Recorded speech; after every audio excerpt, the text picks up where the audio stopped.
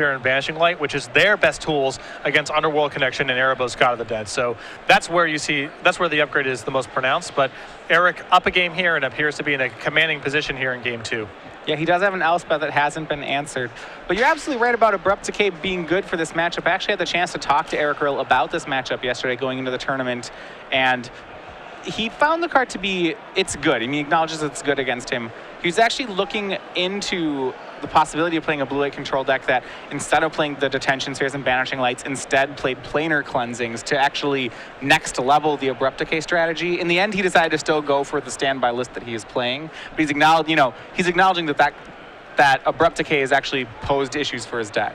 Yeah, when I wrote my article after week 1 of Journey to Nyx and Standard, I mentioned that I felt something like that could be happening, that the Detention Sphere Banishing Light plan may no longer be good, and players may want to be going onto a more counterspell, deicide, planar cleansing oriented path to fight the Abrupt Decay decks. But Eric's still standing by his, essentially the build he's been playing for a while now. All right, Elspeth goes ahead and makes 3 more soldier tokens here, and on end step, Dan's going to go ahead and Abrupt Decay a Detention Sphere, getting back Underworld Connections and drawing a card. But he's going to need quite a few cards here. Right now it's 10 to 10, and Elspeth certainly has been going to work, so he's going to need a Hero's Downfall very quickly. Yeah, unchecked Elspeth, of course, one of the best ways to beat Mono Black or just about any deck, quite honestly. Yeah, well, right on the mark there. His draw for the turn was a Hero's Downfall, so half the battle for Dan, could happen here. He first would have to get the Elspeth off the table, and that has to resolve. Then he's going to have to take care of the fact that Elspeth still has 5 tokens left. And somehow beat the cards in Eric Rill's hand, which, if they're counter spells or Sphinx's Revelation, is going to be very challenging. Right. There's a lot of work left to be done, but he has the first step taken care of. Yeah. So you've played a lot of blue-white control. Mm-hmm. How do you feel about this matchup? Well, the matchup is, I think game 1, it's fine. I think game 2, the games 2 and 3, it becomes pretty draw dependent. The fact that the deck has so many duresses can be good against you. A lot of times it depends on what you can top deck. You know that the Mono Black deck will take care of most of your cards, and it'll Thought Season duress most of your cards in the early game.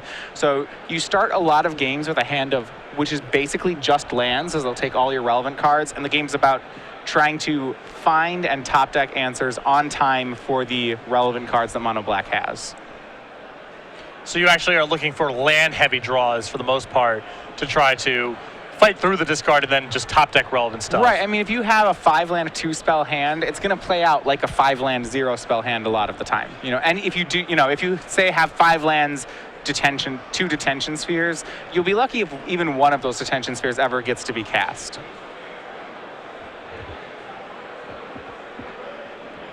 So it looks like Dan taking a slightly more conservative approach here with just the Pack Rat. Maybe trying to, assuming that Eric's going to rev, and he'll have a spot here to take care of that Elspeth, but... Yeah, he's going to go ahead and upkeep, try 2 Heroes Downfall it. He wants to go ahead and get Eric's mana on Eric's own turn, but Eric was still happy to do that. He'll cast Dissolve on his own upkeep to protect Elspeth. Yeah, I think that Dan was hoping maybe Eric here taps out for Sphinx's Revelation. With the shields down, I could then Heroes Downfall the Elspeth, and if Eric just goes to try to untap here, then I had to take my shot at it. Right. At the very least, he's taking care of 3 mana of Eric's on this turn. And the soldiers continue the attacks. This is 4 of them swinging in. Threatening to put Jessup down to 5 as Elspeth moves closer and closer to her ultimate. Now, potentially some big draws here for Dan. I don't know if he has any. He has 1 copy of Golgari Charm in his list. People regularly bring this in against blue-white control to fight Detention Sphere, Banishing Light, and regenerate from Supreme Verdict potentially. This may be a spot where the -1/-1 mode could come up if Dan's able to find his copy. Could clear out those tokens, get a big attack in with the Desecration Demon. Yeah, he really only needs to hit he either needs to successfully attack the Elspeth once or Heroes Downfall it here. And actually, he probably has 2 turns to deal with the Elspeth, as long as he can take care of the tokens in some way. An Elspeth emblem in this matchup is not, as long as if Jessup can take care of the creatures, the emblem is not particularly relevant on this board. Mm-hmm. I'd say Elspeth is largely a 1-ability planeswalker here. It's one very good ability, though. It's one very good ability. Plus one make 3 creatures it's really strong. Yeah. Very good in general, especially against an attrition-based removal deck with Desecration Demon. Making 3+1/+1 tokens a turn. It's quite good. So I believe Eric may be contemplating using a Supreme Verdict here. Well, it seems like one of the best ways to protect Elspeth is to simply just take care of all the creatures.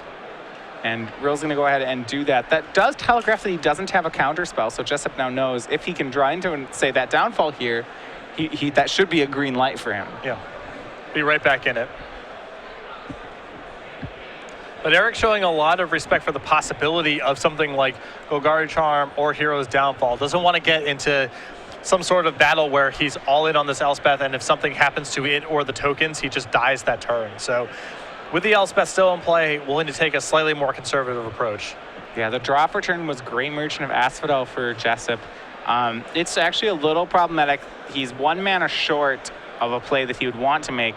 Ideally, he would want to play Night Veil Spectre and Grey Merchant on the same turn. If he'd drawn a land that turn, he would have been able to do that and drain for 7, but he's actually 1 mana short of that. And that's important because he needs to drain all the way to past 9 mana to not die.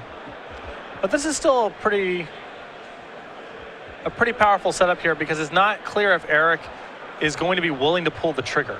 Right, so he's drained himself back up to 9 and Rill's down to 6. Yeah, as we know, if Rill just makes an emblem and swings, that actually is lethal. But it is a big risk. It is a big risk. Yeah. Now, Eric's hand may not allow him to do anything else, so. Yeah, well, what I think's risky here is that Jessup chose that line over drawing a card off Underworld Connections first. Sure.